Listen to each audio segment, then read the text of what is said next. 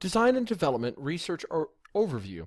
This is by Edith and Czar, and either luckily or unluckily, Czar is the one you get to look at. I couldn't stand to give some sort of presentation without talking about it, without speaking to the parts of it, and just presenting a PowerPoint. I just couldn't do it. So, an article written by Rita C. Ritchie and James D. Klein. What is this about, anyway? The article focuses on design and development research, or DDR, a type of research unique to the field of instructional design and technology. The authors define DDR as a systematic study of design, development, and evaluation process with the aim of establishing an empirical basis for the creation of instruction and non-instructional products and tools and new models that govern their development. The goal of this research is to provide a better understanding of the field. The two main areas addressed in the literature review are product and tool studies and model review studies. This article reviewed 11 recent studies that fit into the one of the two categories above. So basically it's taking a look at, hey, these are these categories. This is what we're doing, and here's the teeth, or we're trying to focus on the teeth of why we do what we do. We're not just magically pulling them out of the air. We're looking for actual reasons, empirical studies that give a baseline to why we do what we do and support what's going on in the IDT field. And this design and development research is working towards providing that as we look at that research across the board in these 11 recent studies. Findings or important points. Tell me why I'm even interested. Few model design strategies and tools employed in practice have been empirically tested and validated.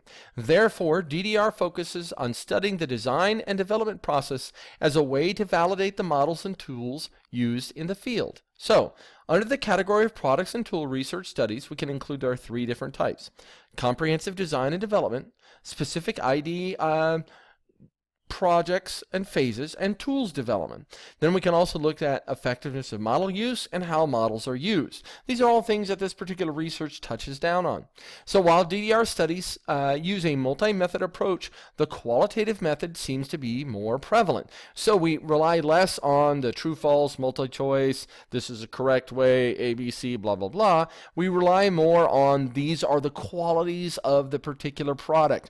These are what we're looking for. These are the methods involved in its creation, things along these lines. A critical issue in DDR is that researchers is also usually the designer or developer of the intervention.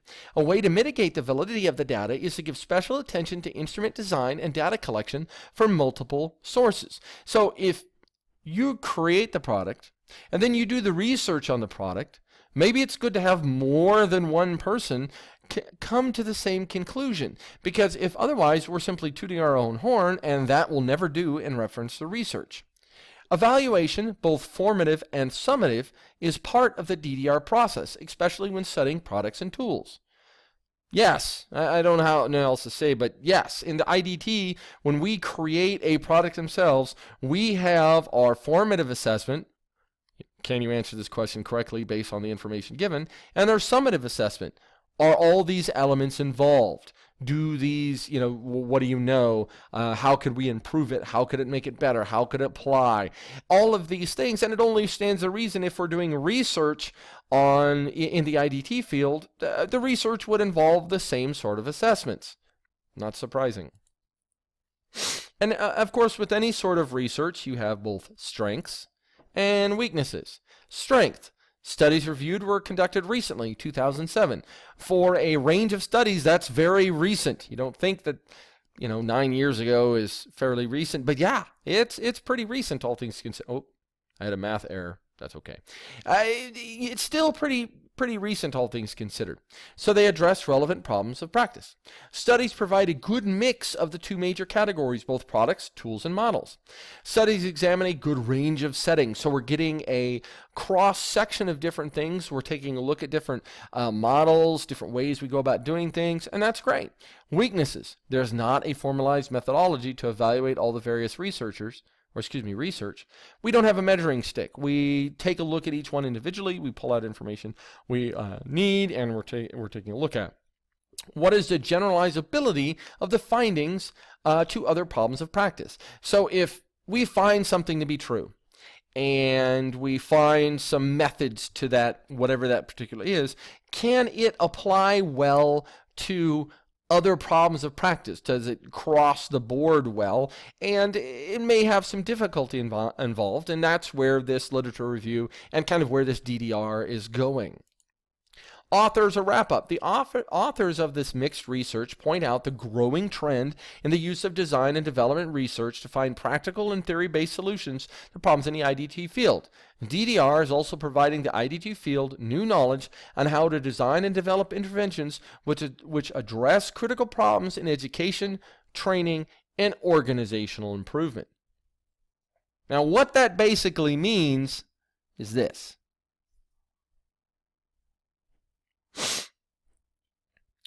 When this whole thing started out, when IDT started out and online classes started out, and it's when they dual, I forget the term for it. It's when they have part of classes, hybrid classes. There we go. When hybrid classes started out, instructors had no idea. They did what they did in the classroom. They just did it online. Then they found out, that really doesn't work very well. So what else can we do to facilitate this? And over time, we gradually began to develop what the IDT, or eventually the infancy of what the IDT eventually became. Well, now we're looking at is, why do we do what we do? We have to find empirical reasons. We have to have research that backs this up. We need to know, and we need to have good reasons. And that's some of the reasons why this is coming about. These are some of the points behind this sort of thing. Why is this article important, and why do we care? The article is important to the field of IDT because it identifies the growing trend in the field to validate the products, tools, and models being used in instructional interventions. We're not just making it anymore. We're trying to validate why we're making the decisions we're making. We're trying to validate our decision-making process. DDR will help to create a body of knowledge backed by research and evidence that IDs can refer to when designing an intervention for a problem of practice. So basically, it creates a knowledge base that's based in research, that's based in empirical knowledge that we can draw upon and say, look, we chose what we chose because of that right there. That right there gives us the information. And it's research-based, and it gives us our teeth. So you're going to design a product. Someone's not going to have any knowledge about the IDT process, and they're going to ask you, why'd you do it that way? Well, now you've got answers. You've got real reasons. The article also creates awareness of areas in the field that need to be addressed, such as validation of tools, products, and models to further legitimize the field of IDT. By virtue of going after these things, we start to figure out where our holes are. Where do we need to pursue? What information do we need to get? What legitimacy do we need to bring to the IDT field? How the article applies to instructional technology and a research that may be of interest to others. With a growing trend in the use of instructional technology, DDR is a good method to validate the use of a specific technology tool. DDR can help to create awareness of why the use of technology might or might not be the best solution in instructional intervention. It helps us in that decision-making process to understand, is what we're doing good? Are the tools, is what we provide necessary in order to come to that solution? Or are some of the tools different? Is a more traditional approach necessary? Is getting this off of an online coursework or coming at it a different way more beneficial than what we have to offer? And this DDR begins to answer those questions. And hopefully when we have that knowledge base, we'll be able to draw more on it. Suggestions for future research based on this article. What we particularly think. Research can be conducted on how the findings from DDR are being implanted in the field of design development, more effective instructional interventions. So we're putting this together, this research, we're putting together the knowledge base. Do people actually use it? Is it having an effect on a field?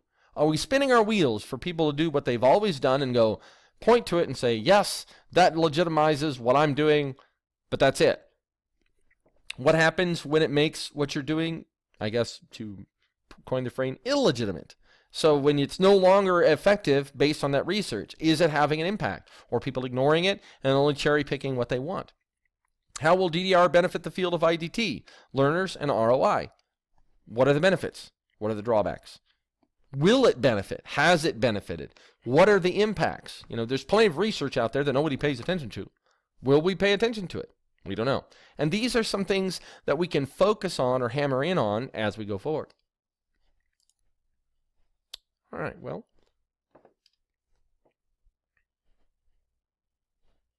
thank you. My name is Czar Sebastian, and Edith, if you have any particular questions, feel free to ask, make comments, and we'll go from there.